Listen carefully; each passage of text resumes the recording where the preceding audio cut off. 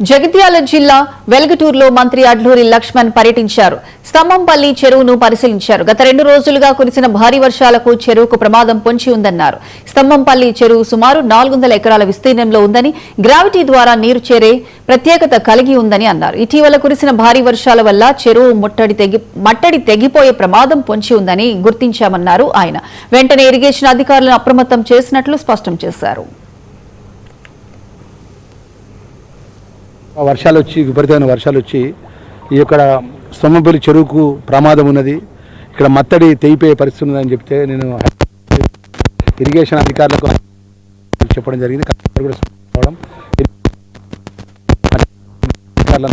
ప్రత్యేకంగా సత్యనారాయణ అధికారులు మొత్తం మంది 2 రోజులు ఇక్కడనే పర్యవేక్షణ చేసుకుంటూ స్థానిక ఇక్కడ కూడా అన్ని కానీ వాడు ఈ గ్రామ ప్రజలందరూ కూడా ఎప్పటికప్పుడు అప్రమత్తం చేసుకుని స్థానిక తహసీల్దార్ గారు, వెల్గటూరు మండల తహసీల్దార్ గారు, జిల్లా కలెక్టర్ గారు, ఇరిగేషన్ అధికారులు సమన్వయం చేసుకుని ప్రమాదం జరగకుండా తాత్కాలికమైన చర్యలు చేపట్టడం జరిగింది.